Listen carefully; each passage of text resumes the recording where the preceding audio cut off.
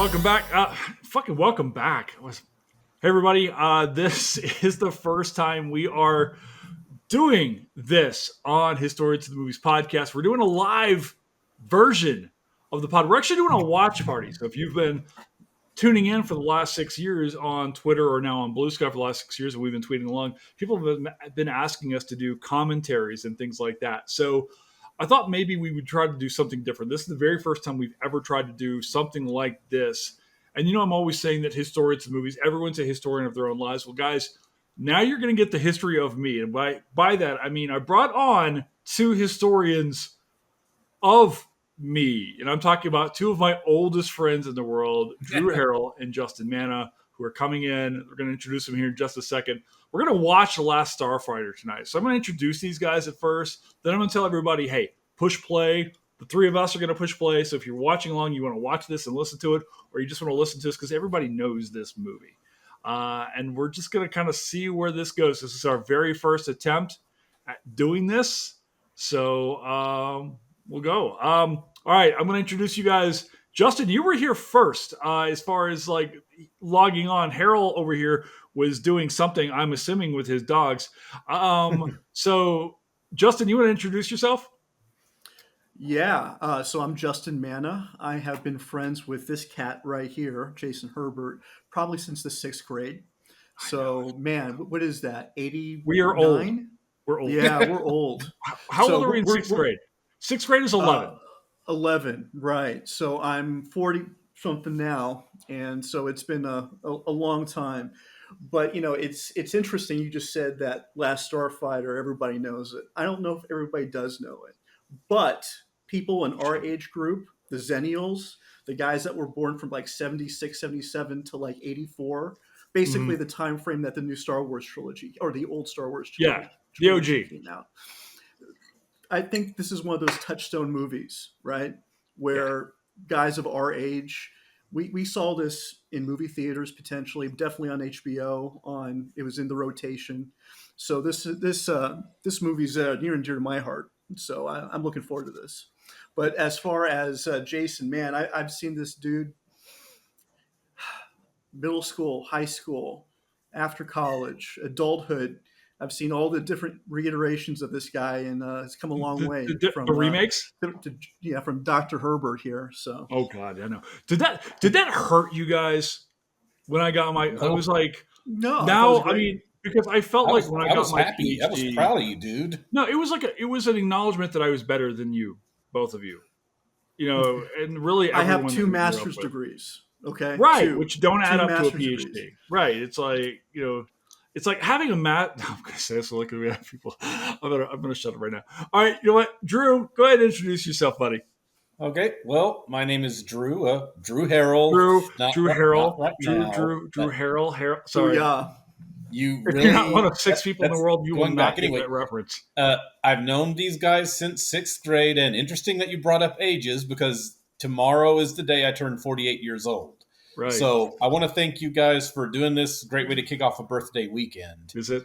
And yes, it is.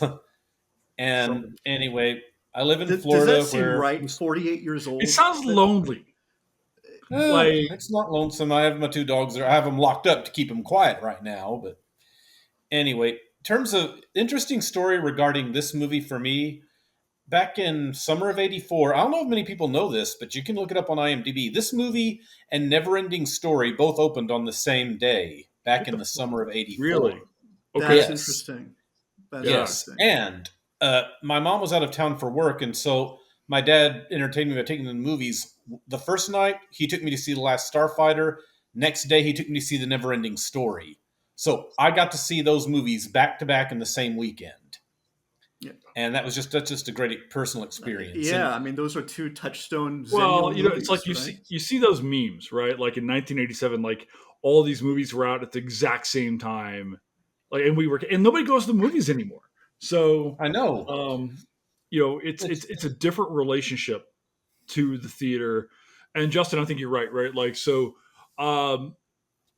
for people of our age, people of a certain age, right? There are these touchstone films. Karate Kid, I think, comes out in '84 as well. Red Dawn It comes out in 84. Yes. And Think about the year 1984. I mean, Footloose, this movie, Neverending Story, Beverly Hills Cop, the Dune remake, Ghostbusters, Karate Ghostbusters. Yeah. Kid. yeah, It's like Red Dawn, Indiana Jones and this the is a Temple of Doom, for what banger that's year worth. for film, right? Gremlins, and Romancing the Stone. Jesus Did Christ. Star Trek Search for Spock come out that year, or was that 85? That was Star Trek. Yeah, that was Search for Spock. Yes, it was Star Trek 3. Mm-hmm. That film's aged better than Yes. people gave it credit for at the time. At the time, Yeah, it was I like agree. It has. you always had that thing where it's like just good Star Trek films are the even numbers. And my very good friend Eric Leonard, who came on when we did Star Trek 6, actually on the pod, was like, don't sleep on 3. I like 3 a lot too. I'm an Excelsior man myself. It's well known that I'm Excelsior class over Enterprise, over Galaxy class. Sorry. It's such a cool fucking show. It's so goddamn big. You know? It's girthy. So, if you're still listening now, all right, are you guys ready to rock this? We're gonna continue this conversation as we go. Yeah. We'll talk other film, so forth. You guys ready to cue it up? Ready? All right. When I say play, hit play. Ready? Right. And if you're Let's do listening it. home, hit play whenever I say it. Just do what I say always. All right. Play. Okay. So I've got the FBI anti-piracy warning sign up Same. right now. Right. You know what? A movie that makes that I Let me know when it says Lorimar. Yeah.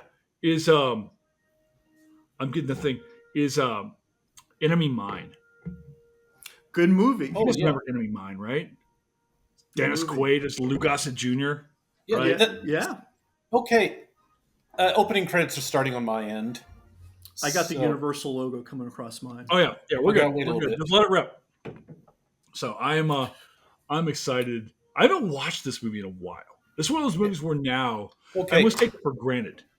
Yes, exactly. That I know here's the movie so well.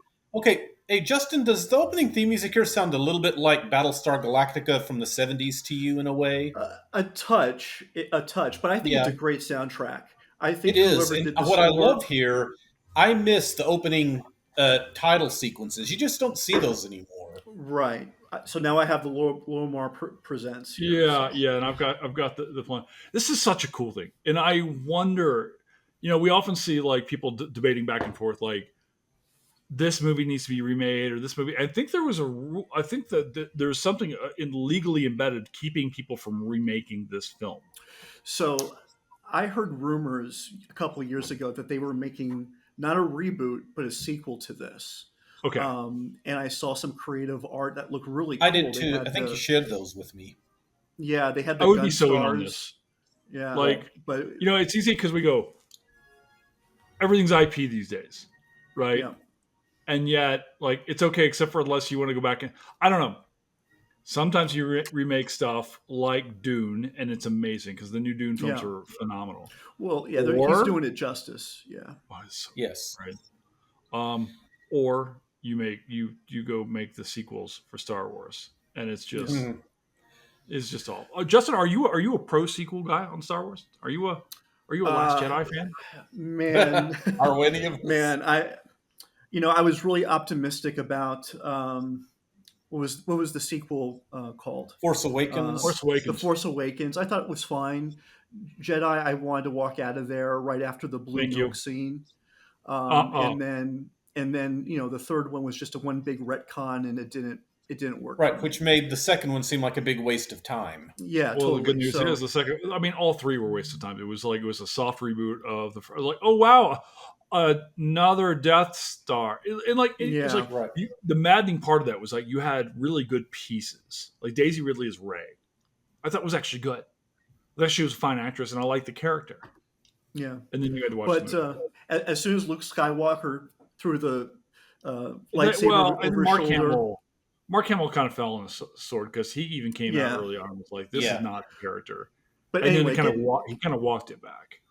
Getting what back state to are here, you in though, here? Is this Arizona? Where is this? This is probably Northern California, if I had to guess. I think Washington State or Northern California, one of the two. I'm sure it's on IMDb. Yeah. Like, okay, here's a fun thing. That dog is dead now. Right. You guys Right. are okay. It's a Coke movie, pro Coca Cola, anti Pepsi. I like Coombs County. All right, where's Coombs County? Do we know? I bet it's Better. California. It could be California. Yeah. What? See, we missed the opening credits here. I think Robert Preston is the jewel of this Yeah, movie, He and is. he's kind of replaying to a certain degree his role in Music Man. You can still he has Yes. that same And energy as that's exactly. Hal And helpful. what's Hill in this interesting is movie. this wound up being his last film appearance. So for him, it was kind of appropriate. He got to go full circle with it, with himself. Well, I think Yeah. that's the thing that for us as children, we don't pick up on those references, right? When Yeah. we're 7, 8 years old, and of course, Oh I no, don't, I didn't. you know, I don't recall. We were really poor at this point in time in my life. We're actually living in Louisiana. This is before we moved back up. Oh man, Alex's girl Maggie. Oh my god. Oh yeah, she was a cutie. Catherine Mary Stewart. Either of you Yeah. guys ever see Night of the Comet? No, I'm watching her now. Like I'm having like now it feels weird because now I'm so much older than she is in this film. God, Yeah. she was gorgeous in Yeah. this movie, right? Um, no, we missed out on all those references because we were 7 or 8. And I didn't see this in the theater. I think I just remember seeing it on HBO and It then was in having it heavy taped. Like we rotation on remember. HBO in the Oh mid yeah, Yes. '80s. This and we would movie tape and The it right. Beastmaster. I'm sure you remember The Beastmaster. Oh, that's a movie we should do on this thing. Right. One of the problems with the pod is I try to line up scholarship. It's not a problem with the pod, but I try to line up scholarship with like movies so that we can kind of use the movie as an entry into talking about whatever particular thing, right? Yeah. Um, I don't know how we're going to talk about combative otters or whatever. It's to get us into beast math. What ferrets? Yeah, ferrets. Like who's writing a good history of ferrets? Right. Um, oh, Oh, One thing for the about record, this, there's supposed to be a way to get a meme or some kind of an emulation of this game online. oh okay, well, can man, we I'd talk for a play the heck second? out of that. Right. I Well, can would we? play the Because heck I out of think Starfighter. were you guys like this too? We're like after seeing this film, and this is really right before the age of everybody getting their own personal gaming system. Right. I remember, gosh, it was probably '89 when we got our Nintendo first time. Right. But this was like the dream for me. Was like Yeah. playing the video game and then getting invited to go be an intergalactic space guy. Right. Yeah. I got to tell you though, for '84, the Yeah. graphics on this video game are pretty solid. Oh Yes, yeah. they are. Hold Yeah, on. They're the it kind kind you of look at it reminds and you're like, me. "Dang, I wish I could play that." It reminds me a little bit of the A Star two-quarter Wars. game in our day. Right. It reminds me of the Star Wars game, the classic Star Wars game that you Yeah. make the Oh, attack on the Death Star and all yeah. that. Oh yeah. If you look at Um, when the credits roll here, you'll notice they'll have an ad for the Atari game, which never oh, really sure. Oh, happened. yeah. This is definitely. I mean, but this is such a great thing, right? That Dodge is giving off very much Chevy uh, from Red Dawn vibes. The blue Hmm. Chevy when they like Hmm. remember it even Hmm. has the piping in the back. Yeah, the chrome crossbar there. Yeah. I'm sorry. Oh look, Joe Rogan lived there. Okay, neat. So um, Okay, this I'm going to this say that thing where he says go to city college like everyone else. I mean, that's kind of how I felt in high school. I was wanting to go away to Western to go away. It's like, hey, why don't you just go to Murray State like everyone else? I mean, that was something that was a thing in our small town. Justin, you Yeah, went to UK right for undergrad I for the did. I University of did. Kentucky. I barely graduated from Callaway County High School with you guys, and Same, I right? tricked the University of Kentucky into accepting me. But I feel a lot of connection to Alex because in a way this was Murray, right? You had a Yeah. group of friends that were probably going to go to Murray State, which is fine. Yep. It's a great school, but after living there for 10 years, it was time to move on, see different things, and I think everybody can relate to Alex here because you have this inner angst that you want to do more, but you're kind of Yes. you're trapped by your own circumstances, and how do you break out of that, right? I really couldn't relate to Alex because he has what we refer to as a girlfriend in high school, and that was not a thing that I had. I flamed Wasn't a out thing I had either. horribly, Now, as you Justin guys had a know. couple, I think. Justin had girlfriends, but they all turned out to be one, but turned out to be crazy, just full on. We're not going to say the name because, like, if you say her name 3 times, she shows up and possesses your house. Dang. She was All a of very sudden you nice got, girl at the time. well, I don't know her now. yeah, boy, that was an interesting time. No, so no, I can't relate because I famously did not have a girlfriend on in high school, and I always wondered what that was like. Um, Also, doesn't it feel like Maggie's a bit out of Alex's league? Like, why is he not going? Why is he not going with them? I He can't had I to. follow think he's He just had to fix aspiring the more. himself, wood Like right? this scene right now is like reminiscent of Luke looking at the two suns. Oh, straight up. It's also reminiscent of the era, like, because you guys remember everybody had the wood paneling in the house, and then I you had do. the wood paneling, and everybody had the exact same couch, right? That couch that had like the pattern of the old of like the log cabin on it. Do you know what I'm talking about? We like Hmm. everybody had that. But you're right, Drew. This is kind of you're setting this guy up. You see the pictures Yes, of exactly. Paris Oh yeah, and And no, this wanderlust who wants to get out, looking at kind of yes, foreshadowing here, looking at the planets and yeah. outer And if you have the space. subtitles on it, so you hear people in the background saying stuff like, "Oh yeah, I love Farmer's Almanac. I've been reading it for years," and he's sitting there thinking, "Oh crap, this could be me," you know? no, straight up, right? Like the last thing he wants to do, and for me, like growing up, I needed to get out of our. Actually, all 3 of us left, and there were so many people who stayed, and that's fine, right? Like I mean, those graphics are good, but like there are guys like I'm going to give shout out to Jesse Maupin, one of our great friends. He's a wonderful guy, still one of my great friends. He stayed at home, and he's one of the most happy, content, self-satisfied, and I mean this in the highest regard, people I could possibly imagine. But I never felt that I could stay in our tiny little town. This town's even smaller than Murray. It was too conservative. It was too religious. It was too small, and I always felt, even growing up, that I had to leave. And I think Alex is like that here. Yeah, for sure.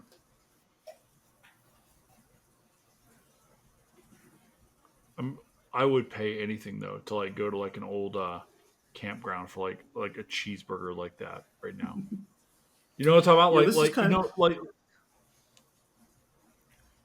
this is the nicest hey trailer man. park I've ever seen, by the way. Yes, Yeah, and listen, we're from the south. Like definitely. we listen, folks. We know a good trailer park. Okay, so let's see. They do such a good job setting this up. The wanderlust, You know, and everything you got.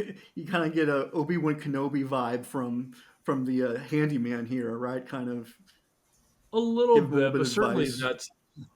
that's definitely what Centauri is, right? I mean, very much along those lines of like comes in, teaches him the way, takes him away to a place, dies. You know? Yes. Kind of. Yeah. Oh man, I would have Oh, loved to have not had that game smoke and the odor. girl, of Oh, course. Maggie's See, getting that's off great very well acting. next door thing. That's Huh? great acting, I think. What? When the handyman he's sitting there, he's lighting his It's pipe and pipe? he's looking at Maggie and he's just like he's not in a good mood, but he didn't say anything. He just did everything with Right. his eyes. It was good. Couldn't get away. How many quarters does he pump into this thing? I don't think he's pumping any quarters into it. He's just that good, right? Oh yeah, I guess he just because he's gonna set the record of all play. Well, I think the idea is like they sent a bunch of these video games to Earth, right? Mm-hmm. Mm-hmm. And because it's not like they just sent the one to California. No, well, that one wasn't even supposed to go there. That's what Centauri said. It was like, this is a Oh, is total that right? accident. Yeah, this that unit Oh, wasn't even supposed to go to your trailer park. This it's destiny, right? So oh, here it is. Record. Did you see that? Did you notice the handheld Zaxxon in the background? mm-hmm. No. I Those were like felt the things you were a cool kid at recess on those winter days where you had to stay inside if you had one of those little handheld video That's games. pretty good, man. okay. It's the least believable aspect that these older folks at the trailer park would be vested in the video game score. Well, I think it's a nice touch. It also kind of shows there's nothing else to do in this place, right? I Right. mean, there is Sure. nothing to do other than watch some teenage kid play a video game. I gotta tell you, I would play the video game right now if I could. Like, if they could, Oh, like, if I it could get looks it like a lot on of fun. just from the Yeah. nostalgia aspect of it. If I could get on like the Xbox shop, But yeah, you're right. I mean, the fact that all these middle-aged folks are running out there and want to look at what he's doing. and okay, so yeah, and so they're setting this up so because the ships he's blowing up are just like the ones he's going to fight at the end. Mhm. You know, and this also has, and I don't want to ruin this, but this film has one, and I've been thinking about this all day long. This film has one of my most favorite lines in any film ever. It's two words. They'll say at the very end. And I think you guys probably already know what it is. So, Yeah, I think so too. yeah, that's towards the end. He's like, we'll get there. I don't No, want to spoil it. Yeah, I know exactly what you're talking about. Yeah, exactly. That cat's That dead. line, by the way, not to talk too much about, but that line, my brother and I always kind of, it's one of those references that we can just say and we just know exactly, what we're talking Well, about. there's so much of that, right, in these Mhm. films, right, all the way back to like, as a kids. So if you're listening on, like one of the things that we always did, we'd watch Highlander all the time, right? And Mhm. so there can be only one is definitely like another one of those classic. Yes. And I'm so geeked out. I am I don't ready. know. Like they've been talking about trying to remake Highlander for years, and I'm really happy. Henry Cavill is like they finally He's found a the good guy. choice. Yeah, isn't Chad Stahelski directing that too? The guy Yes, who's the guy done who John did Wick. John Wick. So Yeah, yeah. I have. Good God, he's gonna be stabbing people in the face, with his sword. As long as they keep the Queen song for at least one thing, I'll be fine Oh, with I'm it. sure they will. Yeah, I think you have to, and I wonder like because we've seen it where they've tried to update like the song. So like when they did Miami Vice, which I actually think is a really good Michael Mann film, it's actually not bad. But when they try to Right. You have to modernize look at it, it and as put a in, Michael Mann movie, not a thing of this TV series. we did it. We did Miami Vice on HATM back in July, and people were very mixed on this. I think it's actually really good. I think it does a really. I mean, there's some weak parts to that film. Gong Li, I think, is awful in that movie, but Colin Farrell's really good. I think he's one of the underrated actors. Well, you give him a chance to cheer. I'm going to be watching the Penguin series on Drew's account, on Drew's HBO account. And thank you for that, Drew. I only recently reinstalled that, but Farrell's good.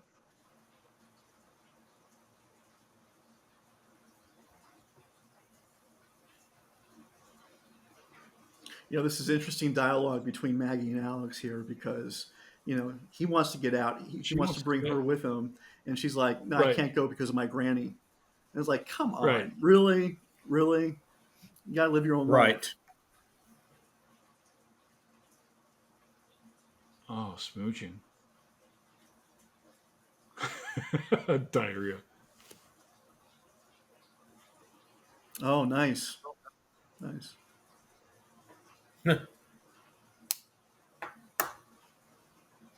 Not even trying to interrupt. See, now this is kind of a downer. It's his mom knows that he didn't get approved and he doesn't. So it's like, hey, hate to crush your dreams, but You That's can what always go to mothers sing do. college with your friends. Uh, So I think a lot of people know this. I got to tell a story now. I did go to that local college. I ended up going to Murray State because, my family, we didn't, there was really, nobody knew what success meant, right? Or how to succeed. So, like, my parents could never really set me up for, like, to do well. The big thing that I always talk to people, like, especially with my own kids, is like, the point of high school is to develop that discipline, that muscle memory, that regiment, so that you succeed once you get to college. And I went to Murray State. Didn't appreciate the fact that it was like actually a really terrific regional school because it's like you're like, well, it's the hometown school. How good could it be, right? It's a fine oh, regional yeah. school. Oh yeah. And nobody gives a shit where you do your undergraduate school to begin with, right? It's like it's your graduate school. But promptly flunked out twice because I didn't want to go to school. I had a big ego about like I didn't want to like go back and take some of the remedial math classes that I really needed to do because I was really struggling in those things, and it put me so far behind the ball, intellectually, maybe even like like so much of my life was like in my 20s was like I had this like chip on my shoulder because I never finished college. Like I always thought I was a smart guy, but couldn't prove it because I was like some high school flunk out who sold cars for a living. It was tough for me. Hey man, everybody's got their own path. They do, Yes. right? And that's like one of those things that just takes time to understand, right? Yeah. It's like and that's a maturity thing. Like as you grow, you start to appreciate. Oh, here it is. Yeah. All right. It's being recreated. Somebody's about to make an entrance. Yep. Tucked in white shirt, no belt. Those are high waisted jeans. I wonder what Alex Guy or Derek Guy would say about this. Do you guys follow him? He's the fashion guy on Twitter. No. Okay.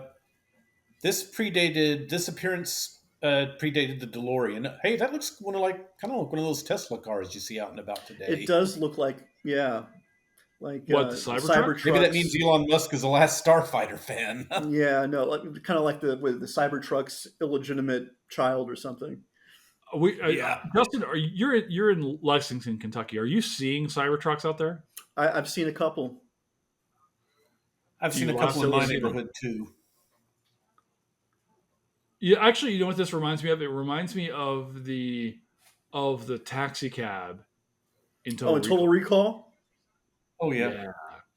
Man, that interior is so awesome. Speaking of Total Recall, they're remaking Running Man. Oh, I didn't know that. With Glenn Powell, who is in everything now. He's remaking Backdraft. Man. And he's doing Running Man, and he's in the next Top Gun film, which really has to go with Rooster. It needs to be Rooster and Hangman. Maverick needs to be kind of the mentor. You can't kill off Maverick. No, not killing him off, but just having Did you me cry, running Justin, the show. when Iceman died? I'm sorry? Did you cry when Iceman died? No, but I think they treated Val Kilmer very well in that. I mean, I think they did. I think that was very appropriate, well done. It made sense in the narrative of the film.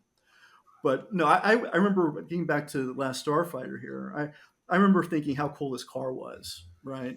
Yes. And I remember thinking too that this guy's Harold Hill, because I used to watch The Music Man too. It was one of those movies, again, was on rotation on HBO. Sure, yeah. And so I knew Robert Preston as Music Man guy, and I'm like, this is basically the same guy, same character in a lot of ways. All right, I have this long running thing. Preston's rocking the fedora here. We did recently a pod on the history of fashion, and it was this actually really good thing we were talking about. We did a pod recently on the Devil Wears Prada, and this Nancy McDonald wrote this amazing book about the history of fashion in New York City. And she was telling me, she's like, fedoras have fallen out of favor now. She's like, but there was a time where if you were a man and you were out and about and you did not have a fedora on, you would not be seen as being completely dressed.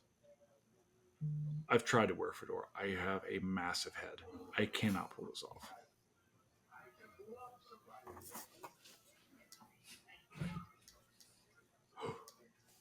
Oh, this is so cool. It's CG, but it kind of makes sense. I mean, yes, it looks dated, but it looks fine when you put it in context. Again, you gotta watch this like you're 1984 again. And this doesn't. I don't worry about the CG, about the effects. Yeah. Actually, I think for the time and for the budget of this movie, it's not a big budget movie. It's a B movie essentially, but I thought they did a really nice job, especially when this is coming on the heels of Tron 2 years earlier, right? So you had Tron in 82, and people thought the light cycles were amazing. And then two short years later, you got this, right? Which I think is really impressive for the time being. Okay. I'm going to confess something. First time I saw this as a kid, this scene with Centauri freaked me a little bit. Oh, Oh, when he with took off his You see his face? true reveal? face. Yeah. Yeah. Yeah, you get very. You guys remember watching V back in the day, Oh, Lord, yes. right? You get Same V year, I vibe. think. I think that was 84 too, by the way. Yeah, Where that's when the series started. They did the miniseries the year before that. we did Mm. not. Did we deserve 1984? You know, I mean, I guess we Man, made up for with the Reagan You reelection. know, I have a little But thing I think about 1984, and this movie relates to it a whole lot. It seems like after the release of Return of the Jedi, there was some kind of a vacuum of what's going to be the next big thing in pop culture. You know what I mean? And 1984, it's like everything was taking a shot at it. You know what I mean? well, yeah, I yeah, I mean that can see makes that. sense though. I mean, I was talking about this the other night when we were doing a pod on Pirates of the Caribbean.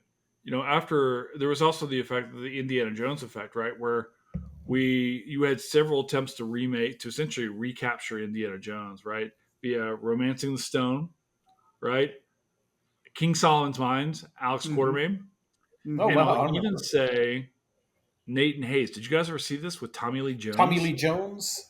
Yeah, Have you guys ever Yeah, heard of a I didn't movie see. I called? saw it on HBO. yeah. Have you He's a guys it's a ever pirate seen? film, right? It Imagine is kind Tommy of. Lee Jones at 37. Like for me, I can't imagine Tommy Lee Jones as anything other than like 97 years old. But like there was a time when he was younger than us. And it's fine, but there were definitely these attempts to like do this. This was an attempt. Battlestar Galactica was an attempt to cash off a Star. Frankly, the Star Trek films were trying to The very capitalize off of first, yeah. Star Well, yeah, Wars. you don't have the Star Trek the motion picture without Star Wars, right? Correct. Right. So, They rushed that into production. mhm. Now, You in a gosh, minute, they haven't done it yet, but they're going to do something that I really liked they did, and that's when he gets the little English translator because they actually explain why he suddenly starts speaking English as opposed to, oh yeah, we're right. just going to have a world where everybody just speaks English like in Star Right. Trek. Yeah, Can I right, ask you this? right, right. We were doing this on the pod the other day. We were talking about I can't even remember the film we were talking about. We're talking about Stargate and the great scene where James Spader's starting to figure out the language. Right? There are all these movies, the language scenes where they figure out the language. Right? Like there's the great scene in Hunt for Red October where they zoom in Yeah. and then they Right. zoom out. Right? Yep. Yep. But I 13th have a Warrior. favorite. That's right. 13th Antonio Warrior. Banderas. He's sitting around the campfire with everybody. He's just listening Oh, to it's the everybody, best. right?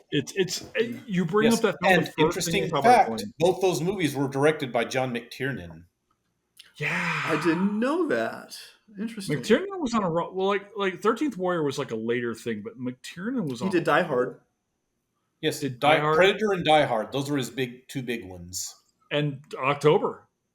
They did Hunt October for is a Red great October. movie, man. Hunt for But October again, is he did all those back to back. Then he did Last Action Hero, and I that don't was like that. Lost Action Hero, but it has its fans. mm, He had some issues, some like criminal issues, or some issues going on. I heard that. McTiernan did, and he kind of fell off the map. But he was a really good director in his time, What do you think and of I the still stand by like costumes? Oh, sorry. I love this. This kind of reminds me of the Starship Troopers scene where he's saying, like, yeah, mobile infantry made me the man I am today, and he turns around and he has no legs. Sorry, you said Starship Troopers, so I'm immediately thinking about Dina Meyer, who is just Drew, I want to get your take. What do you think of the production design? You know, the uniforms. Just the aesthetic of this. I think they don't look as good as something like, say, Star Wars or something with a big budget, but they don't look as bad as something that had no budget. You know what I mean? Mm-hmm. I Mm-hmm. think they look fine for the movie this is. And I think Preston's wardrobe, it looks great for the part he's playing. Yeah, You I know? agree. I feel like the hair is very 70s. Not Alex's, but of the workers there. Well, I think it's Super definitely a Mario movie Man. of its time. I Good. mean, this has early '80s all over it. I mean, Did you and guys have a favorite?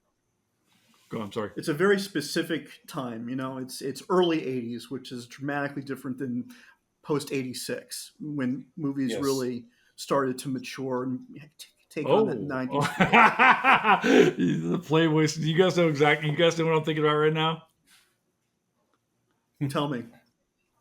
There was a time when Drew, who was with us when we went to get those Mike Playboys? Phillips. We made Mike Phillips.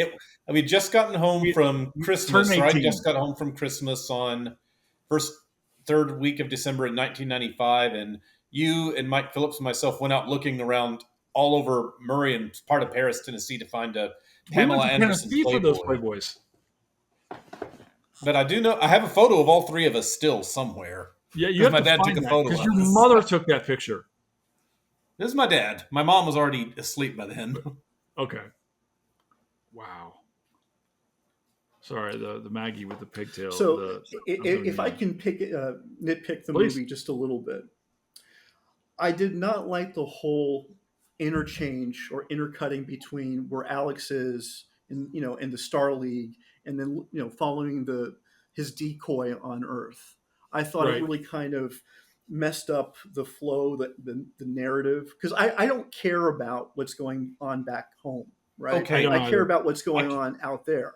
I Right? do too, but I will say the stuff following Beta really gave Lance Guest a chance to shine from a comedic standpoint. I mean, Yeah, I but find even though it might slow down things a bit, I still think he does a great job, and he's hilarious when he plays What Beta. happened to Lance Guest after this film? Because He was in that horrible Jaws the Revenge movie. Then I don't know what happened to him. yeah, he does Comic Cons now, basically. Once you're in a cult hit, if you can get that deal, you're made. Let me Yeah. tell you something. If I could get a selfie with Lance Guest, I absolutely would. Right. Oh yeah. But I see But him now. I'm like, how does he not end up on a West Wing revitalization as a senator or something like that? Because he he's kind of got has to that be look, right? now. That politician look. Yeah. Yeah, he's got to be in the early 60s now, right? Yeah. This ship was cool. See, The ship Gunstar. design. That's a Justin, you were asking great. about That's ship. a great design for a ship. It It's really It good. is. Yeah, it's right there. It's really solid. And I got to tell you, the Death Blossom. When Oh, it I spins love that. around, and I mean that's great. That's great Is stuff, it? man. Because I always feel like, oh, I was thinking about this earlier today. It's like, oh, the spaceship has a seashore, and that's what that's the Death Blossom. It's like, oh, you're gonna go in circles now. Ooh. Yeah, that's a good point. It's also kind But of hey, This hair is you know driving me nuts, guys. With the brush forward. All right. okay. Anyone else think some of these starfighters might have been rejected Star Wars character designs? a little bit. Yeah. Oh, yeah. I always had trouble with it with Star Trek too, because I always felt like the character's design was never as good, anywhere close to anywhere close as good as Star Wars. It kind Yeah, of but they're has fine. that They're just cantina latex feel though faces. about it. Yeah, it does. Yeah. But you can tell these are obviously rubber masks with just a little more detail to them.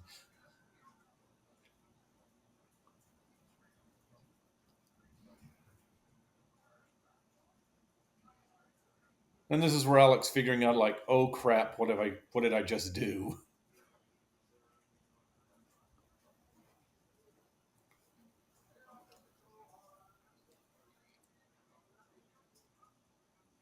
I guess this is a race of people where everybody has like a bald head and a crown around them or something. Oh yeah, the humanoid, the leader Whatever guys. they I don't are. know. Yeah.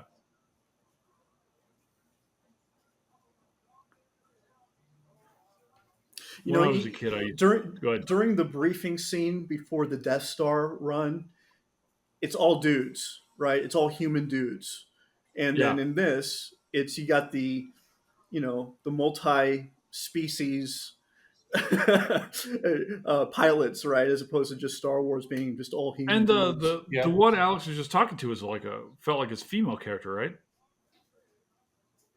The one right next to Alex's right. Hmm. This is a much more diverse Right, Rebel right. Alliance. Every now and then I do say victory or death when I'm in a certain situation. What kind of situation? Usually when I'm having to drive, I'm in a State 4. When you're at Sonic and they tell you your order is 1842, like That's funny. they're like, I want extra pickles, victory or death. There it is. Okay, I think Grig's one of the better mentor characters ever in a movie. Okay, Oh, so that's got me yeah. asking you. So for people listening in, we all went to high school together. Do you have a favorite high school teacher, a mentor, if you will, from high school?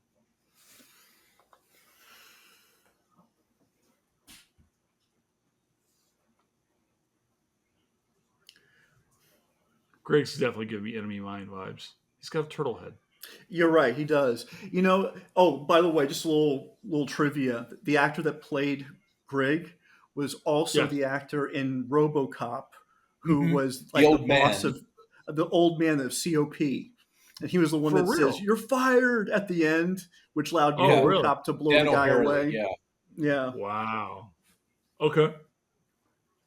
and that actor's son, Gavin O'Harely or whatever, he played in Happy Days, and I think was one of the bad guys in Superman 3. Not a bad guy, but the old high school bully or something like Oh, that. Drew, okay, I feel like gotcha. you've done more work on this than I've done on any podcast ever.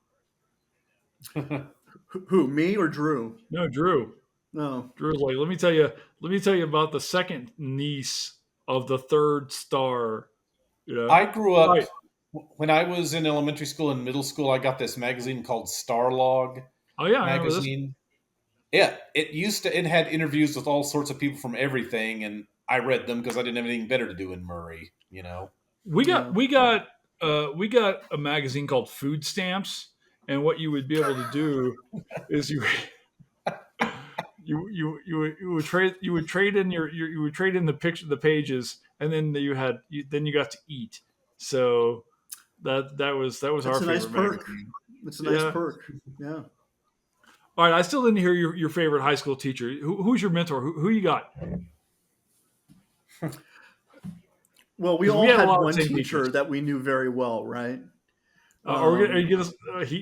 Him Facebook friends with said guy. I'm sure he's not listening. yeah, it's a lot of You don't have to people say the have. one you don't want. Say the one you do Yeah, like. yeah, no, no, no. Well, I mean, to answer your question, I probably would have said he was, but 20 years, 30 years removed, I think everybody agrees that was somewhat of a Stockholm syndrome situation, a A little Yes, little bit. bit. A little bit. Yeah, Yeah. yeah. because So I mean, he's the one we kind of attached to because he was there literally from when we started middle school, you know. mhm. Well, there becomes this aspect, I think, when you start to seek approval from some leader, right? You latch on to them and you go, okay, this is what I'm going to do.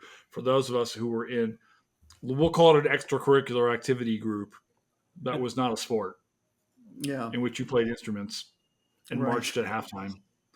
Um, it's like that became where you were seeking your validation. So yeah, Yes. I definitely see that. And like in the moment, you're like, okay, my band director, or in this case, or you could have your football coach or whomever, right? I think the looking back for me, like for me, there was this guy, Lieutenant Colonel Cowan, Bill Cowan, who was the looking back for me, he was really the guy I always felt like that was the most honest and respectful to me and giving to me. He showed up when my sister died. He just showed up unannounced at her funeral because he's like, she would have, and I was like Colonel Cowan, and I still like I was an adult. I was like, you're here. He goes, yeah, and like my sister never made it to high school. She was homeschooled because she was sick all the time before she died, and he's like, yeah, but she would have been a student at the high Oh, school, so this I is wanted to freaky. be The here. whole X-ray brain Thank thing. you for interrupting me talking about my dead Sorry. sister, Drew. That was awesome. Um, no, it's okay. It's all right. She doesn't hurt anymore. It's fine. Or me. I'll just drink this beer. No, go on, Drew. What? Drew, did you have did Oh, you have a do you have a favorite instructor from back in the day? Well, we kind of had Ashby as our mentor by default, but Say the name my now. favorite one was probably my senior year. I had Linda Coleman for English, and she taught me a lot of stuff about reading deeper into the messages of books and things like that. And that's when I Right. first suddenly stopped looking at stuff as assignments and like, oh, this is kind of interesting to make a connection between this and this. And Okay. it helped me actually get a better love of movies because I was able to take the stories, plots, and stuff from books and apply it to film. She was the coach when I won second place in the state academic decathlon. Yep, she was. What about you, Justin? Who you got? I'll probably go with Mr. Ashby because at the time I think that was the mentor I needed, if not, at the I'm still time. pissed that you won the award our senior year. I thought I was gonna. Was it the Spirit Award? I can't remember what it was. Like It the was the guy who, director's like, award.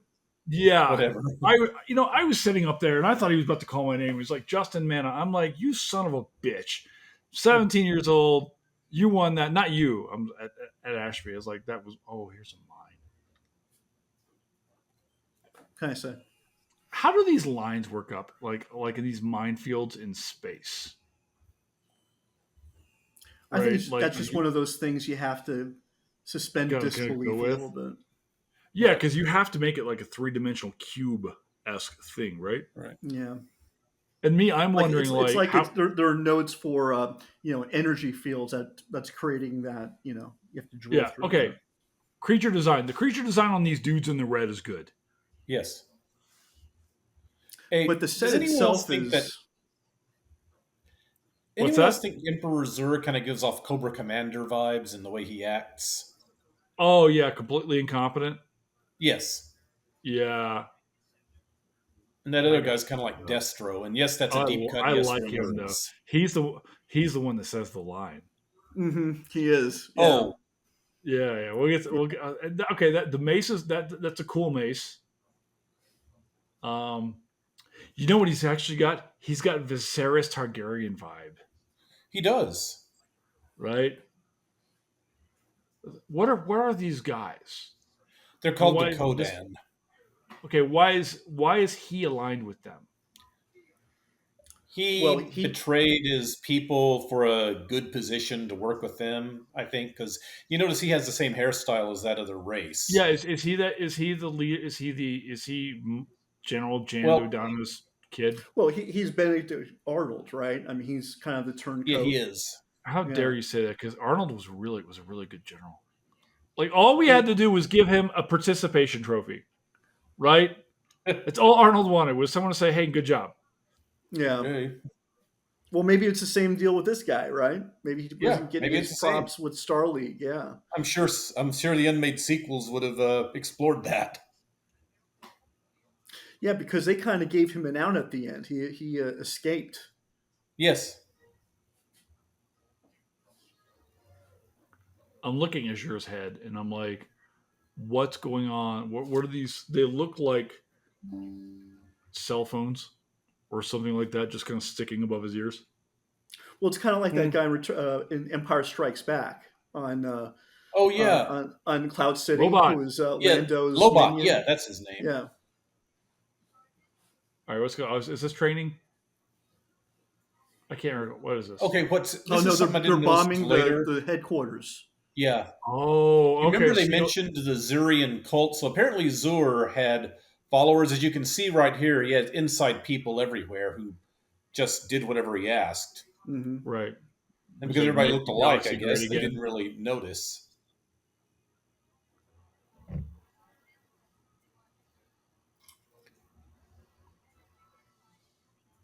Have you guys seen La La Land? I saw it, yeah. So we're doing that one on Tuesday. We're going to be doing a version of this Tuesday night, and my friend Thomas and I are doing this with our great friend Sarah. She's never seen it, and I'm like, we're just waiting for like the last 10 minutes to like when I'm ready to throw the television out the window. So okay, is this the only base? Are these just down to the Isn't that one? weird? Yeah, it's the only Yeah. base. It looks She like the looks like Kind of GI like, Joe headquarters. right, yeah. She's a saboteur. This was another problem I had with like the Last Jedi, right? Oh, yeah. Or actually with the whole sequel trilogy. I'm like, wait a second. We have the New Republic, but we also have the Resistance. It doesn't make any sense. Why do we need to I know. resist when we have the why? I I can also tell you had why. issues. Go on. Well, they still needed the good guys to be um, rebel-esque, right? They still needed them to be Mhm. Yeah. somewhat not part of the machine. And if the Republic is the dominant force, that effectively puts them as, the dominant power, right? So I think that Well, they were just did you read the Timothy Zahn trilogy no. books? See, I mean that's I don't know what happened to Drew. Traditionally in the podcast, the guest doesn't just fucking leave, but I mean, you know,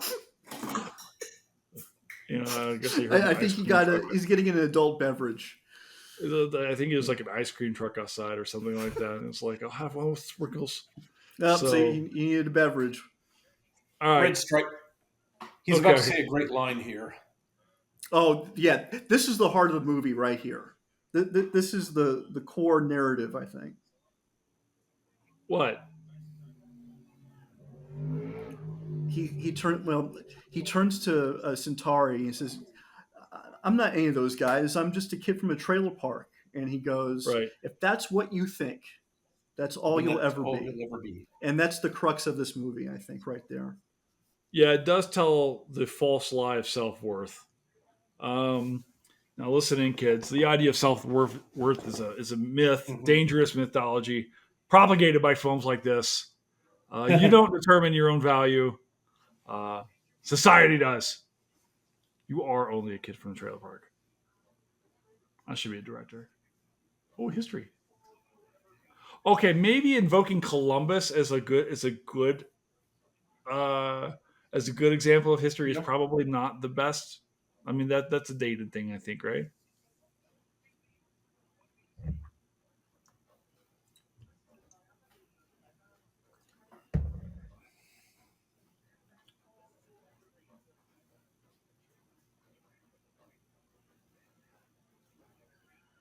See, yeah, that's the heart of the movie right there. That's good. That's good.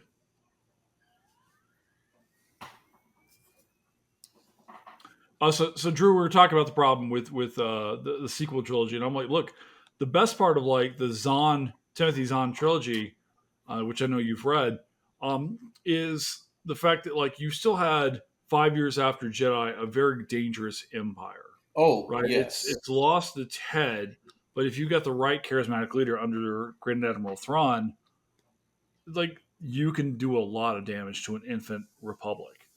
And it was just like, and again, it was like J.J. Abrams did the same thing in the new Star Wars trilogy that he did in the Star Trek stuff, which was like he doesn't trust the audience and he plays down to Right. everything. Like let's over explain everything, so forth.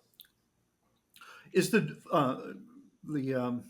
Zahn trilogy is that canon or is that not canon? Not anymore. They said it's not canon anymore, but in my head, I still keep it as the official canon. Thank you. Yeah, I still keep that as like that's what happened, right? I mean, so they have worked in pieces of that. They've kind of retconned, obviously, the character of Zahn, or of Thrawn back into like the Ahsoka Rebels and Ahsoka timeline and stuff like that, which is good. I mean, and there are good parts. Like, did you watch Ahsoka, Justin? I didn't know. It's not bad. I mean, Andor is like the best Star Wars I've ever Oh, seen, which is why I I've got love Andor. Andor Andor is is like, solid. The yeah. Andor tattoo here in my arm. The best way I could describe Andor, have you ever heard of a John Le Carre novel like Russia House or something like that? Tinker No. Tailor Soldier Spy, Okay, yeah. slow burn political throws. I look at it, Andor is essentially Star Wars, if say, done in the style of a slow burn political thriller. Yeah. All right, And that's what I okay, liked about it. you know what? Okay, I just figured this out. Alex is giving me Michael Keaton vibes. He actually is. Keaton, I think, is like one of the great actors of his time. Was kind of famous for like turning down roles because he wanted to raise his kids. I'm actually going to see the new Beetlejuice tomorrow afternoon. I don't have any interest in that. Justin, are you interested in that? I'm interested in it because I do like Keaton, and Burton can come out with some interesting products from time to time, but then again, he can also make some Right. serious I notice missteps. he's like one end of the spectrum or the other. He's never. It's always there's something that you just really like or you think's really good or something that's just damn. What the hell was that? Yeah, Planet of the Or what is Apes. this? Yes. Oh, I forgot. Oh, that's right. This guy's the Is it He's the the bounty assassin. hunter. Mm-hmm. Oh, he even has like the Oh, bat this is when skin. it sucks his face off, right? Right. He was in disguise, I think is what we're supposed to think. Yeah.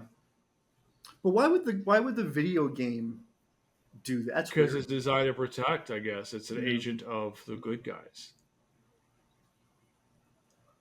Oh, that's right.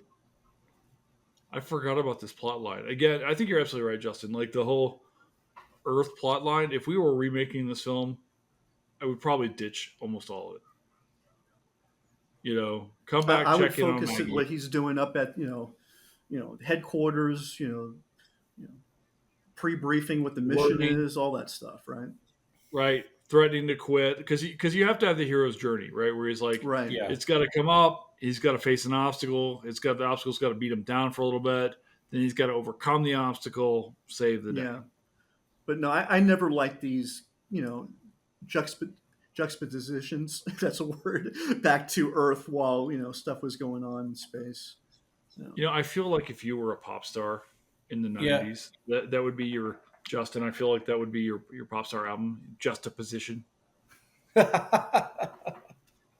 Like I always see you like rocking out the all white uniform in your boy band, be like you and Trey Miller and Matt Perry, all the guys who end up going to UK.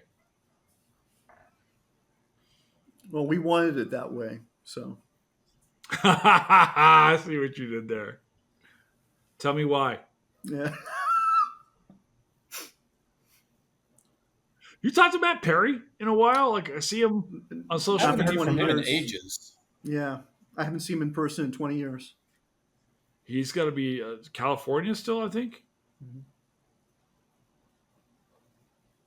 I No, I'll saw. see I have him. a book somewhere where he did illustrations for it, and they were good. But like I remember, I used to like all these cartoonish things. Well, these are seriously hardcore fantasy dark stuff that he does. Okay. But it's for a dark fantasy novel, so it makes sense. No, it's you really have to, and this is the thing I think a lot of people come to, and they get to our age, stuff like that. It's like you look back at the high school relationships and the friends that you had then, and you really do have to work to maintain those relationships. The three of us were doing the thing where we were like traveling to each other's state for a while. We all went up to, or Justin and you and Drew Massachusetts. came Yeah. out to Tallahassee. I went up. We all went up to Boston. That That Boston was trip was fun. when I decided. That was fun. Yeah, that Well, that Boston was. trip was when I decided I was going to become a historian. When we were at the Old North Church, Hmm. I was in there and I was like, "This is what I have to do," you know. Which, by the way, it's you guys' turn to come to Colorado. Hey, man, We I have an ski. airport. I love it. I am ambivalent about skiing. Like, so the thing I've learned about out here in Colorado is like, there's all these mountain towns, but they don't feel like they're for me. They feel like they're for the wealthy. Like they feel like they're for like another socioeconomic class. They're That's always like, I'm dating someone right now, and she's like, hey, let's go to Vail, and she's amazing, and I'm gonna go. Right? She's like, let's go to Vail, let's go to Aspen. I'm like, those places don't feel like places for poor kids from Kentucky. And again, that's that very much like Centauri Alex dynamic. We're like, no, you are the one limiting yourself by saying I don't belong in this, like, because you should absolutely be like, no, okay, cool, I want to go do a thing, I'm just going to go do the thing, right? um but the skiing thing has always been like I don't know, it's there's a hesitancy that also like at my age and size, I'm like, do I want to blow my knees out on a mountain, you know? I learned it in my early 30s, and I thought that was old. I couldn't. I don't know if I could Right. start learning now. To be honest. I same know. here. Do you? It's amazing now too, because I'm 47. Justin, you're 47, right? Drew, you're gonna be 50. It's my last day of being 47. Right, 52 tomorrow. Oh, cool. And uh, it's amazing now. And people, I look at 30-year-olds, I'm like, you're an infant. And of course, I have friends of mine, mentors of mine, who look at me and I'm like, you're still you have yet to self actualize. Oh, Centauri.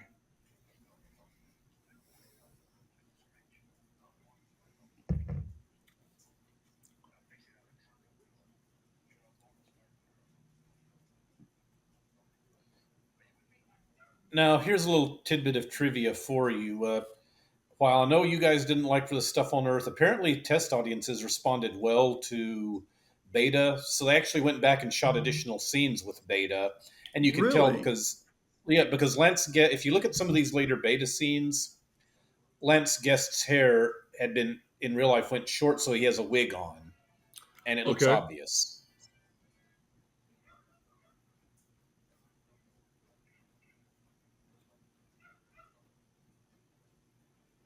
He's Yep. Centauri's not long Well, for the world. We have to have the mentor die. Yeah. yep. It always Uh, happens. Oh, yeah, there he is. Yeah, you're right. well, Alex gets two mentors though, doesn't he? Yeah, I he mean, gets one mentor goes away, and then the other one takes his place. yeah.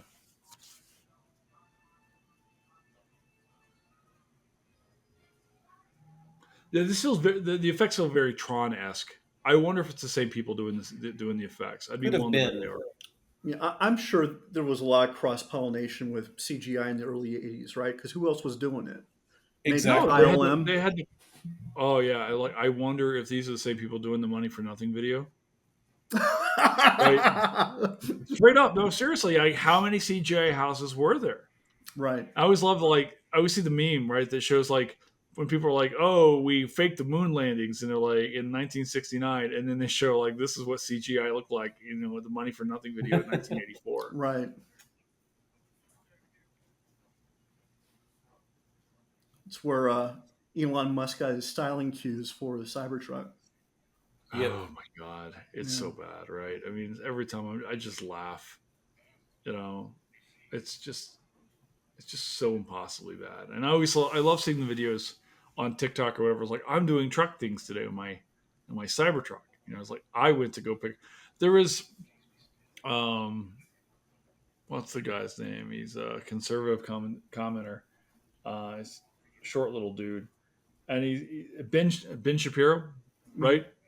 And he was one day he's like went out to go buy some wood at Home Depot, and he literally has like a single piece of wood in a bag. He's like, "I'm manly." Like, are you though? You know. Oh, pour one out for Centauri.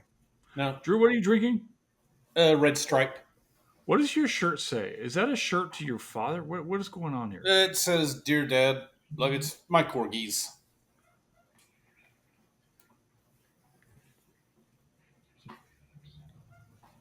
It was a Father's Day gift. From your dogs. Yes, from my dogs. Okay. I'm refraining from comment. I had a better shirt, but I forgot to put it on. What shirt was that? Huh? Not much We have a going lot on. of women who watch this show. You should just take your shirt off right now and just Ha ha ha. let it. Nope. I don't want you guys going blind. What? Drew, we've known you for like 40 years at this point in Look, time. I Like remember at we've band nothing camp, but we all hair saw over there. everyone with our shirts off. We saw more. We saw a Whoa, lot of each whoa, other. whoa, whoa, whoa, whoa, what? Justin, you were in the Air Force, right? Is that were 10 you years, yeah. reserve or actual or Air Force? Both. I was active duty for 5 years and reserves for five years. Yeah, You were a captain, right? I was. Did Wow. you ever like consider like staying and like making it a go? Was there ever an Oh, allure for you to that? it's one of the regrets of my professional life. I should have stayed in, Really? but gotta move forward. It's no, I say what it's one of the regrets I had of like never actually serving in the military. Like I the Navy or something like that. I just it, for a guy like me, I coming out of high school, I was so undisciplined. I just needed something to shape me, and because I was kind of constantly looking around for that, and I just couldn't find it, and eventually I had to find it on my own. But like, and even now to this day, it's like I perform, I form a service, I work for the Forest Service, I am giving back to our community and things like that, but it's still feels somehow, you know, Yeah, different. military is a unique experience to be sure, but it's Yeah, not for well, we have everybody. the Air I Force mean, it's not for Academy everybody. right up the road. It's right up there. So in the Colorado Springs, which is a different town, man. Mm. Beautiful though. Yeah, I mean, it's like, so, we're recording this now. It's September 6th, and I'm like, everybody here is waiting because like it's 6:56, 60 in the morning now. It's cooling down. I don't know how it is in Kentucky. I know how it is in Florida. It's right now. It's raining here. It's probably in the lower 80s. People ask me here like if I miss the humidity of the South, and I'm like, absolutely, I miss it. I get off the plane. I'm gonna go to Tampa. Oh, look at that shit. See, I always thought this was cool. The way that they were Oh, this is set great up, shit, man. where you Oh have the yeah, navigator in the back, he's kind of elevated, and then you got the pilot in the You got front. some A10 vibes. I can see that. Well, A10 is a single pilot, right? Mm-hmm. It's probably more F-15 than anything else, but F-14, you think? With Tomcat? I think Air Force, so that's F-15. Oh. This is a good ship. yeah. It Like, is. It we're talking is. about the CGI, but the physical, practical. What do you think of This the looks cool. uniforms? It seemed like They scream Hoth to me, actually.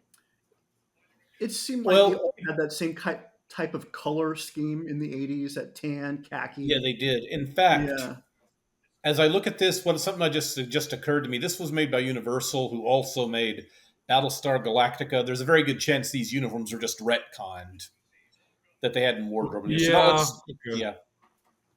Did you guys watch the new Battlestar Galactica I that came did. out several years I back? did. Yeah. I watched the first Excellent. 3 Phenomenal. seasons or so. It was good. No, not much cheese factor like the '70s one had. No, in fact, that was the rule. Was there was no extraterrestrials. There was no aliens to be done. That Battlestar Galactica, a lot like Andor, is a thought piece. Mm-hmm. It's a really thinking man's. And we always do the thing like as historians, people are like, "Who's your favorite president?" and blah blah blah. And I'm always like, Jed Bartlett. He's my favorite president, right? But Mary McDonald from Battlestar Galactica, Laura Rosalind is like right there. She's good. Yeah. I love that little takeoff line. How many are left? He says 1, and then they just shoot right off into space. Including me? What? Yeah, it's funny. Yeah, they kind of annihilate the entirety of the Space Force quickly in this film. Yeah, they really. It was a small group of people, wasn't it? Yeah, there were like Yeah. 9 of them. Yeah, I know. Like, I mean, you could have had prequels called the next and next and next and next and next, the last Yes. Starfighter. You know? Really, quite frankly, I mean, if they wanted, all they would have had to do if they wanted to take on the rest of the Armada or whatever was because there were still bad guys out there. Because I'm pretty certain that the bad guys Zer's working with in this were not the entire Empire. They were just a garrison, so to say. They're like the Irish Republican Army. See, I think what you lost with going back to Earth all the time, what the decoy's doing, you lose a lot of that backstory opportunities and Right, the lore, the world building, right? So you sacrifice the world building of what's going out in space for, is Beta getting his ass kicked or not, and who cares, Right. Well, I think it slows the film down. It does. It All we absolutely really does. wanted to do is follow Alex, right? Yeah. Right. Yeah. But It takes your eye off the protagonist. It really does. It does. But that even with all that he's taking the being gloves said, off. You know what I'm getting right now? I'm getting Iron Eagle vibes. Yeah, exactly. Well, Right? Tell me I'm wrong. no, if he would have put in like his Walkman, and Oh yeah, was fighting to Queen or something, right? yeah. Okay. Right. Now, Okay, so I if you haven't. look at him right there. You can see that's obviously a wig. This is one of those pickup shots they did. Okay. So there's a very good chance, yeah. Justin, that earlier versions of this may have been closer to the movie that you were thinking this needed to be, and then because the comedic version of Alex tested so well, they said, "Hey, let's add about 10 minutes more of this." See, Who's the I last think one? It's focus groups. it slows the movie down. Yeah. It's not very interesting. When was the last time you guys had to fuss with an antenna? Oh, oh, and Yeah, all in your house, right? Like, when was the last yeah, time you had to deal with like an antenna? I don't think I ever had to deal with one. yeah, What happened to Maggie in real life? Is she still alive? yeah. I think so. Just a second. She happened to get two cult hits to her name. What was This she in? movie and a movie called Night of the Comet, some horror film. Never saw it. All right, so I have thoughts on both Maggie and even to a greater extent Boof from Teen Wolf Okay. because I was like, what? Dude, I was in love with Boof. I never even thought like why Michael J. Fox would even think go elsewhere than Boof. Like Boof was like it She for was, me. yeah, she was a cute one. Yeah. Who was the girl in Oh. Goonies? She was like in all those, Phoebe Cates, man. No, That wasn't Phoebe. not Phoebe Goonies. Cates was I'm Gremlins. sorry. Oh, you said Goonies. I'm sorry. I was thinking Gremlins. I'm Goonies. sorry. Wait, which Okay, one? her You name talking was about? It wasn't Martha Plimpton. It Carrie. was the other Carrie one. somebody. I think her first name was Yeah, Carrie, yeah. She Yeah. and was she like was the in '80s Lucas. it She was girl. in Yeah. Oh man, Goonies. I just realized that Maggie's older than my mom on this movie because Maggie was born in April 1959. My mom was born later that year. How does that tell us about how old we are, I or how know. old the actors are? Um, Goonies. What was her name? I think it was Carrie Um, something, yeah, it was. I but mean, and I always again, thought she was a cutie. Carrie Green played Carrie Annie. Green. Yeah, she Yep. was gorgeous, and she was in Lucas, Mm-hmm. right? With Along with both Charlie with Sheen, both I think was in Corys. that movie. What's that? Charlie Sheen was in Lucas too, I think. Charlie Sheen was in that. Um, Winona Speaking of both Ryder was Corys, too. I'm trying to line up some scholars to do The Lost Boys. It is like one of the films I've been trying to get on HATM on the Yeah, watch party we do on Sunday nights I for know. 6 years. Hey, if this thing proves popular, maybe around Halloween we could get together and do the Lost Boys. Like I'm trying to get a scholar of the occult of vampires or something because I just want to do Lost Boys. I've got so for October for the pod, I'm wanting to do horror films all month, right? And I hate scary movies, but the one I'm excited about, we're doing The Thing. Oh, I love that one. Everybody loves The Thing. I love that Carpenter has refused to say to this day who was who, like who was the thing at the very as Kurt Russell and Keith David are sitting there at the fire at the very end, like which one is the thing. So, but this is your chance to weigh in. Justin, do you have thoughts on which one was which?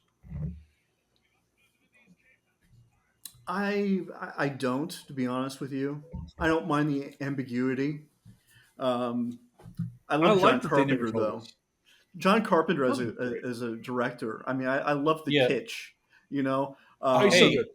Hey, Big Did Trouble he in Little do China. I think that? Big Trouble Yeah. in Little China. I Oh, think oh, so I is good. love that a movie. gem. Yeah, it's a Was gem. Actually, Russell I his can muse? attest to something.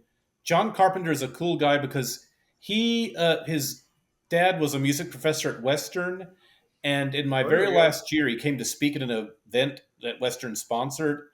And somewhere up there's a photograph of me with him. I have a copy of the thing signed by him. And he actually went and took me and a couple of other people after he was done speaking and spoke to us for about an hour about making movies and stuff. I mean, he's an How cool is authentically that, really man? good guy. Yeah, very I mean, he cool. took time out just to say, "Oh, you like movies? Okay, come, let's all talk." Good guy. That's great. I'm looking at this movie right now. I'm kind of wondering the pacing on this. This You movie is know, moving much slower than I thought that it did. it It's is. because of But the Earth scenes. Yeah. that being said, I'm going to say this much: the movie is still just an hour and 40 minutes long, and I think '80s movies as a whole, all action ones, when you look at them from the early, like the mid '80s up till about '89 or so, if it you look at them, it's amazing just how much story they crammed into an under 2 hours. Like Raiders of the Lost Ark was an hour and 59 minutes, Raiders of and the they Lost put Ark a is a lot of perfect story into film. that. And they managed to I have cover a a lot of list in ground my with this head one. I of mean, like perfect films. most of the characters are rather well realized in it. You get two mentor characters crammed in, and you like them both. In what? In this one? Oh yeah. In this one, yeah. But like Romancing the Stone, I mean, that's a very well written movie, and it clocks in, I think, in about an hour and 40 minutes. I have a confession. I've never seen Romancing the Stone. Oh, it's great. I've seen Jewel of the Nile. Right? Romancing the Stone's better. I know it is. Yeah, And Michael Douglas and Kathleen Turner had like amazing chemistry. they really did. Yeah. Isn't it amazing we never got a trilogy out of that? There are so many films that we look back now, like, we never got, and we talked about this when we did National Treasure. How we didn't end up with a National Treasure 3 is beyond me. Well, Right? Nicolas Cage it's would in have the been works game. now. Huh? Oh, yes. You know that Nicolas Cage Cage? would have jumped on it. Oh yeah, we have a pod coming on Cage, the where we talk about his career. He's next like a week. genre in of himself nowadays. Well, the thing with Cage is that he's capable of such phenomenal work. He And takes a then- lot of risks. I'll give him that. He does. I mean, Takes a lot of And he paychecks. for what he commits does. himself to everything, no matter how ridiculous it might be. like Peggy Sue Got Married. You guys remember Peggy Sue Got Married? Yeah. I struggled Yeah. with that movie. Yeah. Well, I I- wasn't a huge fan of it, but what I always thought about with that movie was Cage's kind of over the top portrayal of that young version of his character. When he was Yeah, trying to right. be like a '50s, singer and whatnot. Mhm. But I thought he was great in Moonstruck. Excellent in Moonstruck. My low key favorite Nick Cage film is actually The Family Man with him and Taylor Leone. It was I like somewhat a good performance. I think I may have fallen asleep watching it. I really do. Have you guys seen Pig? Pig? Yeah. Yeah, I haven't seen that, no. Oh, till Zurg turns them into slaves. Yep. Now, this is obviously a guy sitting in front of a screen going through a computer, what would now be a computer desktop saver. Did you guys see the new Alien film? No. I saw Romulus, yeah. I saw Romulus. We did a pod on it, and they made very conscious decisions to use practical effects. And I feel like a lot of this is pushback against Lucas Oh Yes. for jamming. Exactly. In effects fact, before they were ready, there's just Right. there's just this thing with CGI effects where you just lose. you do. Your brain knows Yes. Right. subtly that it's And- not there, and the actors know too. Yes. Yeah. And that's why I think hurt some of the Star Wars prequels when they had so much CG. You can tell a lot of these actors couldn't work with that. Well, the thing that hurt the prequels was called the writing. It's like Lucas submitted a rough draft, and everyone said, "Okay, Well, who's going to push back, right? Nobody was going to Exactly. push Well, back. the problem is like overall the stories were actually fine. They idea, were. and this is why the Indiana Jones series were good, because Lucas would create the story. Hey, we have an archaeologist who fights Nazis over occult items. Cool. Comes with the story, and then someone else does the work of scripting and directing it. Like so Lucas tried to do so much cool stuff. He's doing like in episode 1, he's doing like odes to Spartacus with like the pod race, right? Or he's doing this idea of like the Immaculate Conception with the with Anakin. He's trying to talk about trade and things like that, but he doesn't have the chops to write the words. Nope. He's I think it just was like, just say Harrison the Ford who words said and I'll- something along the lines of, "Hey, George, you can write this stuff, but you can't say it." Right, exactly. So he never. So the ideas were there, right? Okay, we're gonna go down to like Naboo, right? Which the name of the town, the name of the planet sounds stupid. He's trying to base Boss Nass off of like these crime bosses in New York City and gangsters and stuff like that. There's stuff there, Yes. but it does and like look like Attack of the Clones, man. It's very it's a detective film. At least It that's is. what And Lucas was trying to do. mhm. He just didn't have the chops to do it. No, he The didn't. whole And thing of like speaking- going to the going back to diner. what- yes. Yeah. going to what Justin was saying about how the love stories interrupt this, if you took all the love story stuff between Anakin and Padme that they put in there, if you took that out of Attack of the Clones at the beginning, you had a very good story with Obi-Wan going. First of all, if you had the real chops, you would have made it a love triangle between Anakin, Obi-Wan, and Padme. Right? You'd start with an older Anakin Yes. instead of a 9-year-old Anakin. You what you would do, you'd bring them. There's a historical term in medias res, right, in the middle of things, right?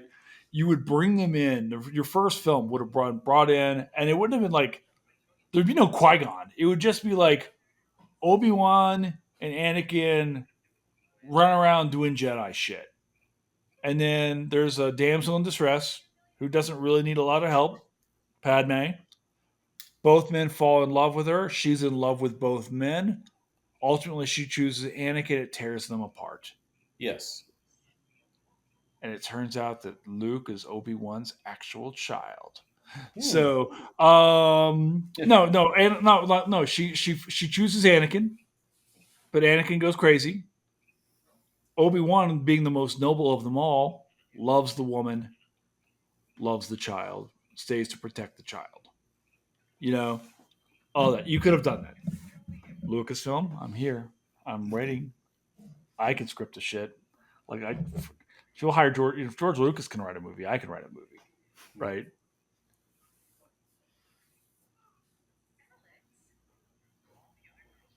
I love this little bit right here where it just shows Alex saying all these stupid lines that he overhears.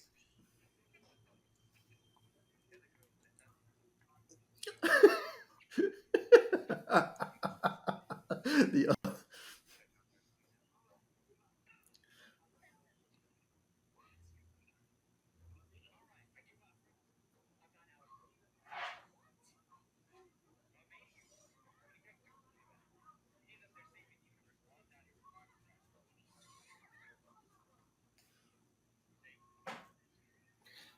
Okay, now here's the part where we can finally leave this Earth stuff behind. Yeah, exactly. See, it just slowed everything down. Mm-hmm. Well, look at it. The whole time they're down here, we were talking about a completely different franchise. Yeah, Yeah. right. And I So think that what does that say so. about this movie that we can't really give a, you know, engaged, Well, okay. So this is the thing we've actually discovered when we do HATM and that's the difference between memory and nostalgia. Okay. The nostalgia says, "Oh my god, I love Last Starfighter," because your memory of that, you were consciously picking and choosing the 5 or 6 moments. Like, oh yeah, I love the Death Blossom. I love it when he gets up there. I love the 2 words. You know, all these kinds of things.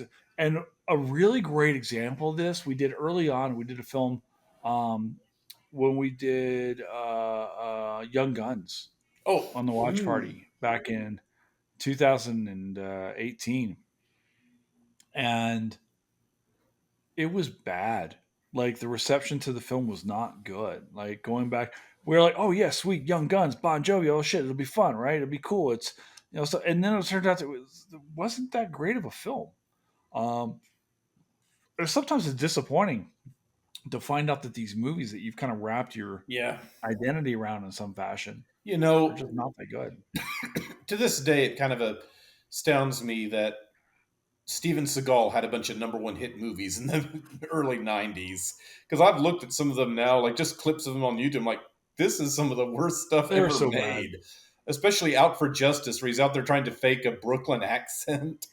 And his name is like Vinny Barino or something, I don't know, something stupid, about as stereotypical Italian name as you can come up with. I'm gonna give one caveat. Under Siege is like a legit good action It film. is. Casey Ryback ends up with the Playboy Playmate. Was it Erica Liniak? Is it wow? If you're listening in now, if you're still listening to this pod, which no one is at this point in time, like what? Like, like,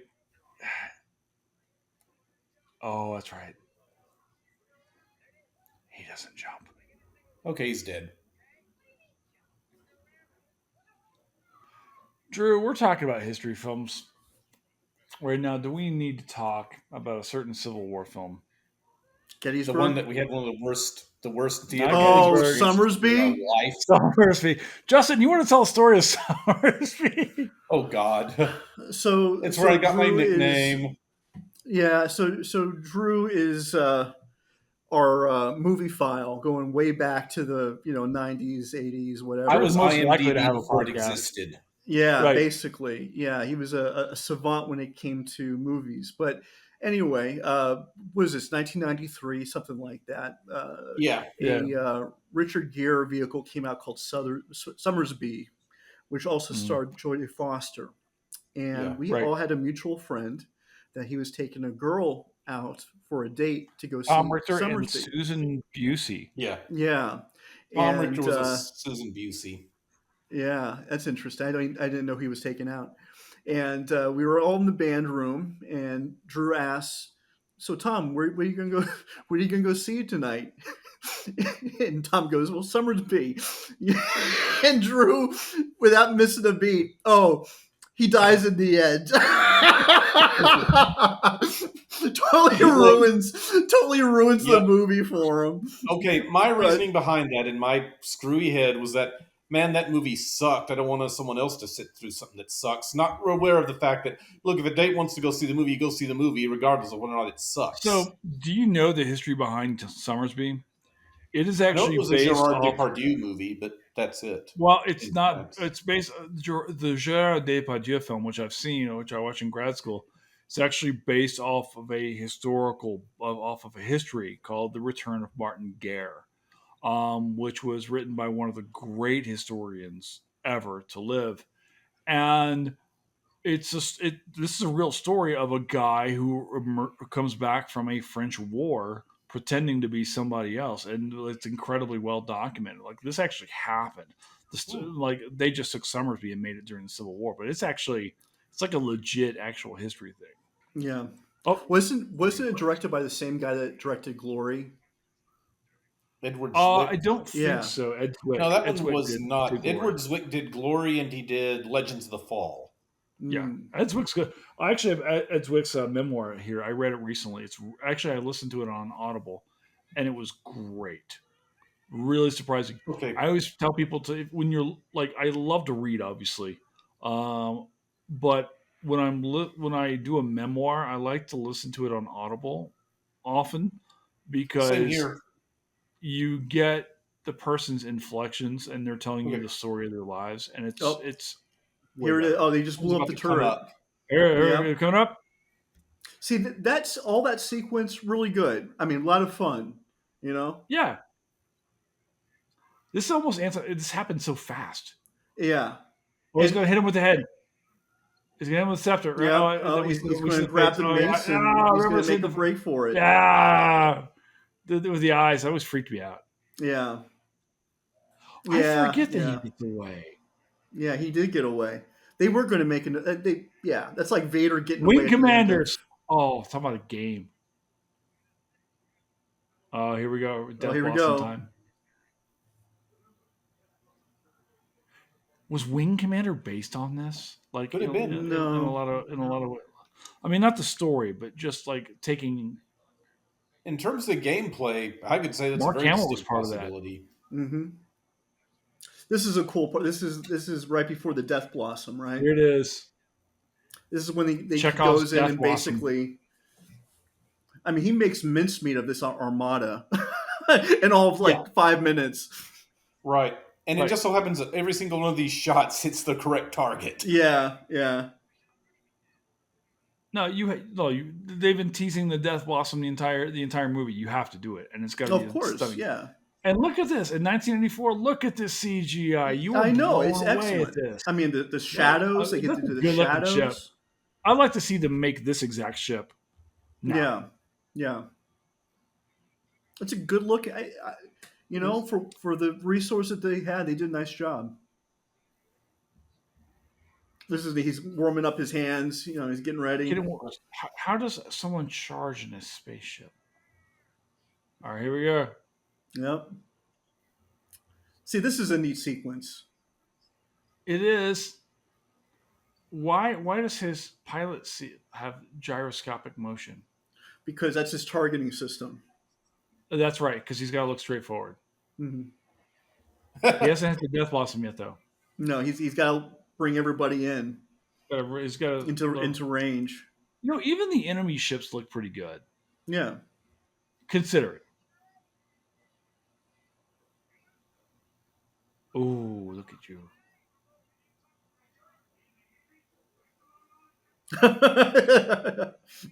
I love that they have a terminology for that.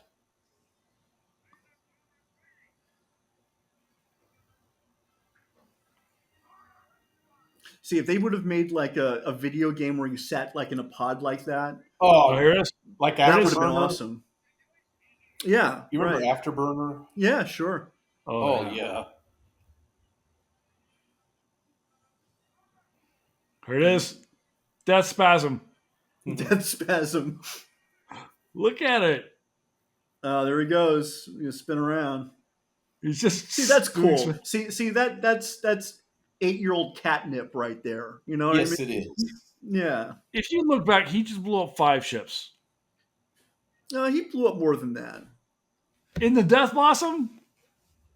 I would say at least 10. It's a good looking ship. Looks a bit like Howard the Duck. But he's basically dead in the water right now because it overloaded the system, right? Yeah. Oh, yeah. The command ship does not look all that powerful. That looks No, like it the doesn't. International Space Station. Yeah. To me, it just looked like a hang glider of kinds in a way. Yeah. All right. Oh, he's going to say it. It definitely didn't have a Star Destroyer gravitas. No, did it it? does not. No.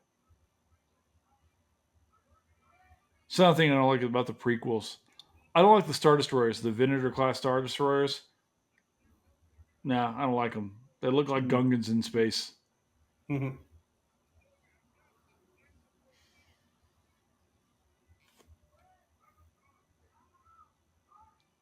It seems like this was a very easy ship to blow up, though. I mean, Yes, Did he very. considering it hotwire was the the mothership, right?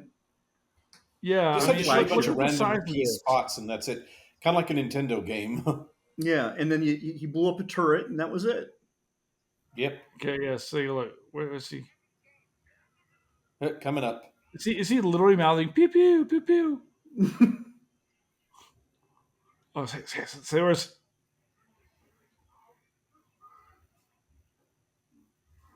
I mean, no shields, nothing. Oh, how are they dying? I love it. Ooh.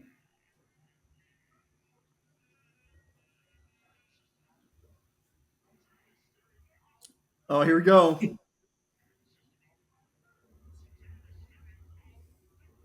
Let's all do Oh it. no! Here it is.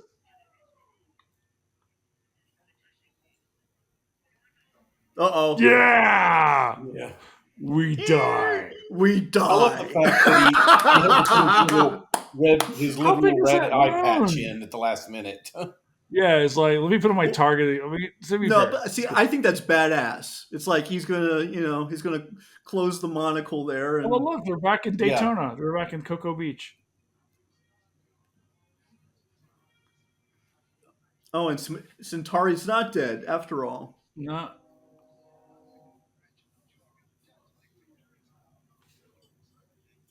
We're setting up a sequel Yep. that you'll never get. 40 years later, you Yeah. dorks are going to be waiting for a sequel that doesn't happen. Yep. Justin, when I visited Jason in 2016 in University of Minnesota, we went out for some drinks and we were walking back to his car, his apartment. I just said, so if you could find any 80s movie that didn't get a sequel that you could get one to, which one would it be? And thinking he would say this, and he did. We both were like, yeah, this is the one we really want. I want this to get remade. I think this is worthy of remaking. Or a sequel. Either one's fine. Right? If you want to give me a they sequel did a 50 high years later, quality fine. sequel, I think that would be the best way to Yeah. go. Yeah, just run with it. Be Alex's Yeah. grandkids at this point in time. Exactly. Think about it. Whoever, or maybe even Alex. He's like the Commodore or whatever. Because he's still. I mean, Lance Guest. He's still alive. He's still knocking around. He is. And he could be a grizzled person now. Yeah, well, he could pull a Mark Hamill, right? Can we stop with the grizzled person shit? We're not that fucking far away from that shit. We're in our late 40s at this point in time, and he's like 62, right, or 65. That's not that far away. And I feel like I've been grizzled since about 27. So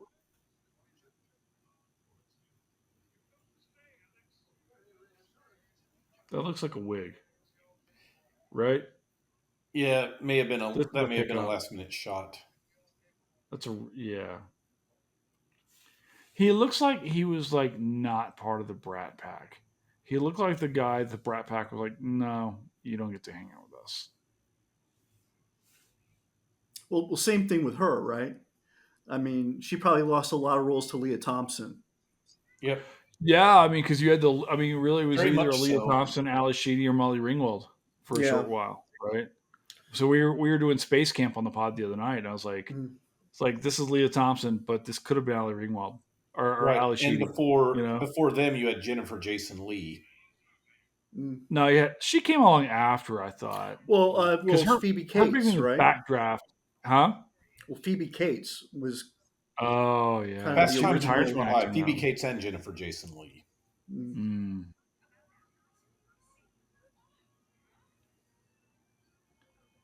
But Phoebe Cates retired. She's married. She married Kevin Kline, and they were Yeah, just she's been out of they raised. acting for 30 plus years. Yeah. Yeah, they were like, and I so respect it because they're still married. They have a family and Yeah. stuff. And Klein, does a lot of like, you know, I always felt like Klein could have been even bigger, but chose not to be.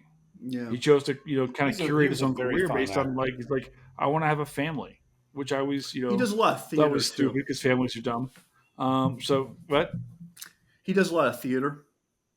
yeah, he does. He does a lot of that stuff, and he's good. Mm-hmm.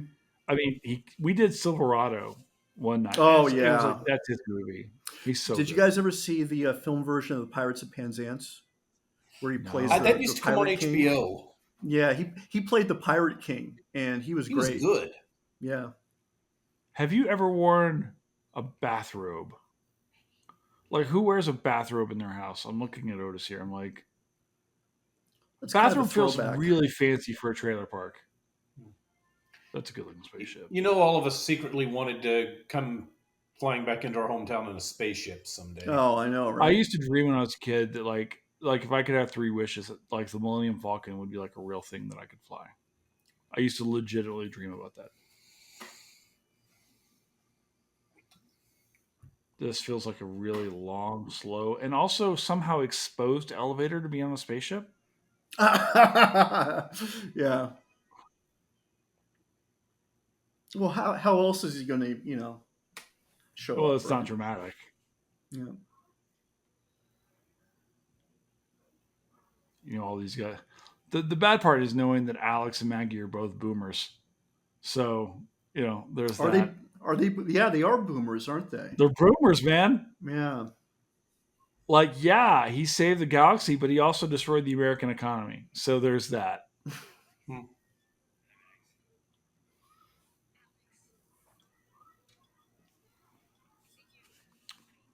If we make this movie now, Alex's spaceship now has like American flags all over it as he's flying through space.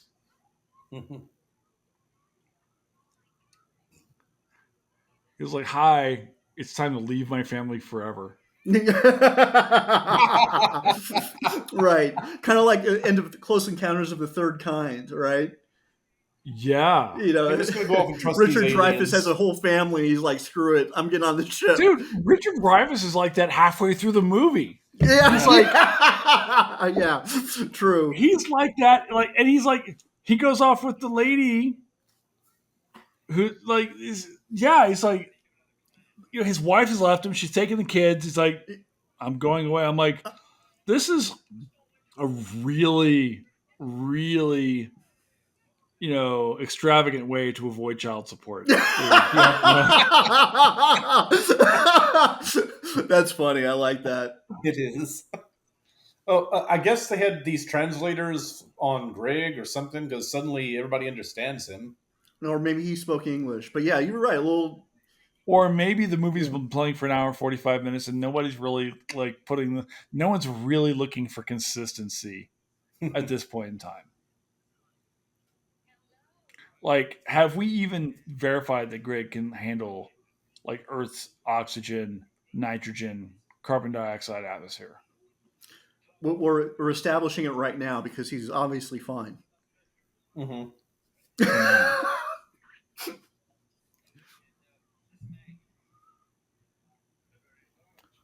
Don't just grab him by the pistol. That just feels.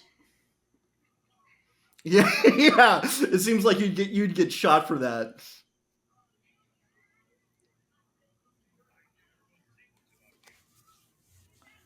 The kid has the Kate from John and Kate plus 8 haircut. Only in 1984. It's like, what's the Star League? Like, sounds socialist.